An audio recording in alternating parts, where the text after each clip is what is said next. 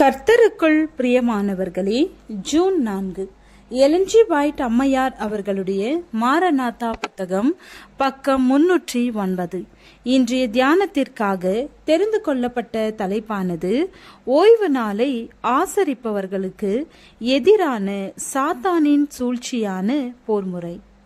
வசனம் சங்கீதம் 94வது அதிகாரம் வசனம் 20-21. தீமையை கட்டளையினால் பிறப்பிக்கிற கொடுங்கோலாசனம் உமக்கு இசைந்திருக்குமோ?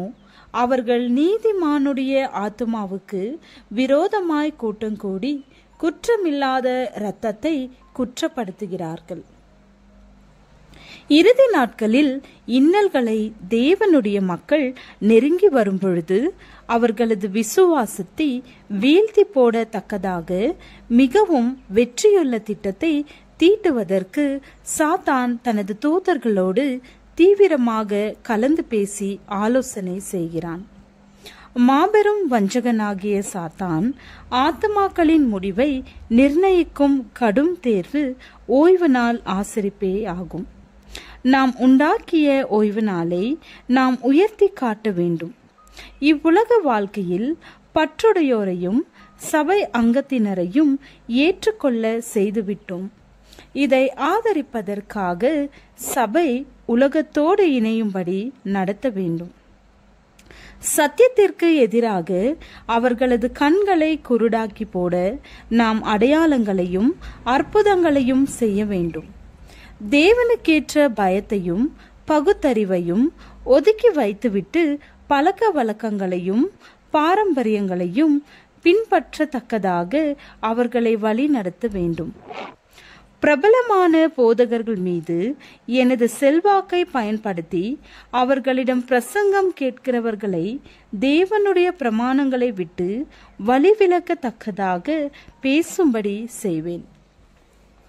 ஆனால் நமது முதன்மையான அக்கறை ஓய்வு நாளை கைக்கொள்ளும் இந்த தனியான சமய பிரிவினரை அமைதிப்படுத்துவதே ஆகும். அவர்களுக்கு எதிராக பொதுமக்களின் கடுங்கோப்பத்தை தூண்டிவிட வேண்டும். மாபெரும் மனிதர்களையும் உலக ஞானம் நிறைந்த மனிதரையும் நமது பக்கத்தில் இணைத்து கொள்ள வேண்டும். நமது நோக்கங்களை செயல்படுத்தத்தக்கதாக அதிகாரத்தில் இருப்பவர்களை தூண்டிவிட வேண்டும். பின்னர் நான் ஏற்படுத்தி வைத்துள்ள ஓய்வு நாளை மிக கொடுமையான சட்டங்களால் கட்டாயமாக செயல்படுத்த வேண்டும். இந்த சட்டத்தை புறக்கணிப்பவர்களை கிராமங்களிலிருந்தும் பட்டணங்களிலிருந்தும் விரட்டி அடித்து பசியாலும் தாகத்தாலும் தனிமையாலும் வாடும்படி செய்ய வேண்டும். நமது கையில் ஒருமுறை அதிகாரம் கிடைத்துவிட்ட பிறகு தேவன் மீது தாங்கள் கொண்டிருக்கும் பற்றுறுதி நின்று விலகாமல் இருப்பவர்களுக்கு நாம் என்ன செய்வோம் என்பதை காட்டுவோம்.